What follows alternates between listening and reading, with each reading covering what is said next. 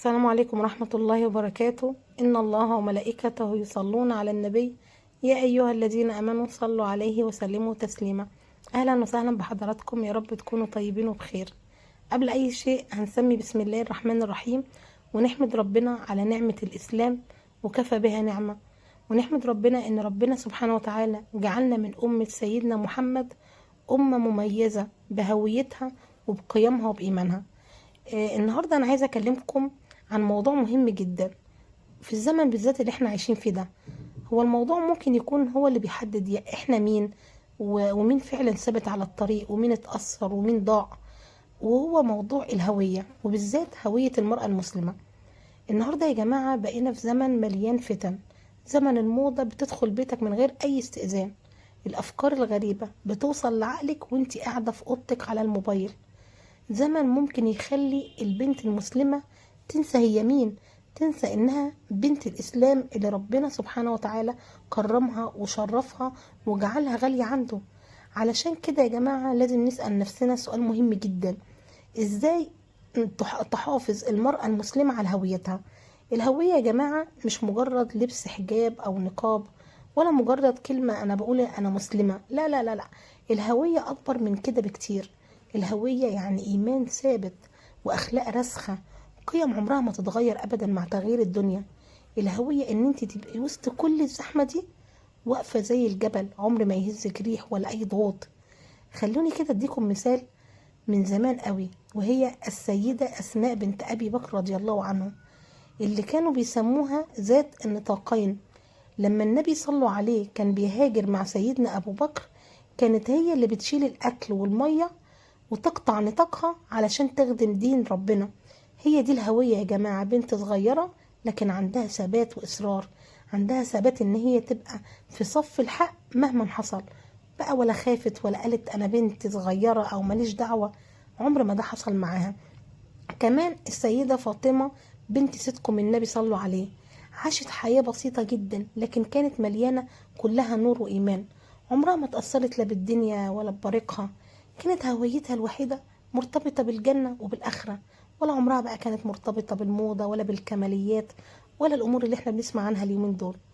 طب تعالوا يا جماعة نسأل ايه هي التحديات اللي بتواجه البنات والسيدات في وقتنا الحالي ده. أول حاجة هي السوشيال ميديا. النهاردة صورة أو فيديو ممكن يقلب دماغ أي بنت، يخليها تحس إن هي قليلة أو إنها لازم تقلد غيرها. تاني حاجة ضغط المجتمع، ما بين بقى أصحاب في الجامعة، أصحاب في الشغل، في الشارع، دايما في كده حد عايزك تبقى شبهه، عايزك تبقى زيه. تالت حاجة وهي أخطر حاجة هي المقارنة يا جماعة المستمرة. يعني ليه فلانة لابسة كده وأنا ليه كده، ليه حياتها كده وأنا لأ. ده بيخلي البنت يا جماعة تسيب هويتها، بتدور على رضا الناس وتنسى رضا ربنا سبحانه وتعالى. طيب نعمل ايه؟ وايه هي الوسيلة اللي ممكن تساعد اي واحدة فينا انها تحافظ على هويتها؟ اول وسيلة وهي اهم حاجة هي المحافظة على الصلاة. اللي بيحافظ على الصلاة يا جماعة بيبقى عنده حصانة داخلية، كأنه كده لابس درع بيحميه من اي حاجة تانية. تاني وسيلة هي الصحبة الصالحة. مين أصحابك؟ مين اللي بيسمعوا كلامك وانت بتسمعي كلامهم؟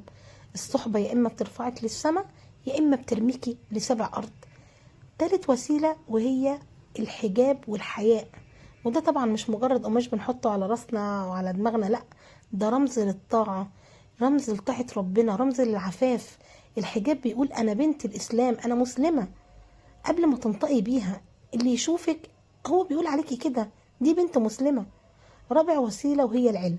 حاولي تطوري نفسك وتعلمي، لكن خدي بالك لما تتعلمي اتعلمي علم ينفعك مش يضرك، علم يقربك من ربنا ما يبعدكيش عنه.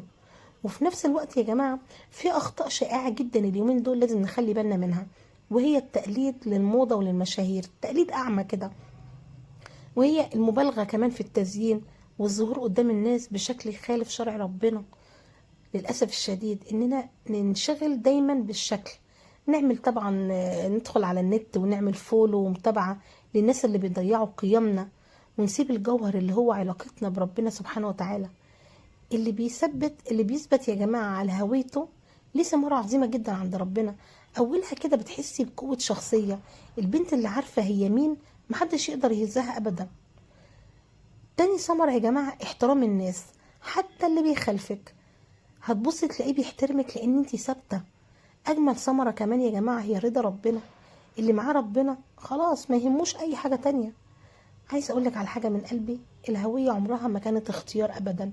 الهوية دي امانة، ربنا هيسألك يوم القيامة عنها. كنتي مسلمة؟ طب فين هويتك؟ حافظتي عليها ولا سبتيها تضيع؟ اوعي تفرطي في هويتك ابدا. اوعي تنسي ان انت بنت الاسلام. اوعي تستقلي بنفسك وتسيبي قلبك يتأثر بكلام الناس. افتكري دايما ان اللي معاه ربنا هو الغالب، وان اللي بيثبت على دينه ربنا سبحانه وتعالى بيرفعه في الدنيا وفي الاخره. في الاخر خليني اختم معاكي كلامنا ده بدعاء جميل قوي، يا ريت يوصل لقلبك. دايما ادعي لربنا وقولي له اللهم يا مقلب القلوب ثبت قلوبنا على دينك. يا رب اجعلنا من اللي بيحافظوا على هويتهم ودينهم وحيائهم. يا رب ارزقنا الستر وارزق اخواتنا الستر الجميل، والبسهم يا رب ثوب العافية والعافية، وارزقهم العفاف والتقى والحياة والغنى. اللهم اجعلنا واياهم قدوة صالحة لغيرنا. يا رب ما تفتناش ولا في ديننا ولا في دنيانا. شكرا جدا على حسن استماعكم، والسلام عليكم ورحمة الله وبركاته.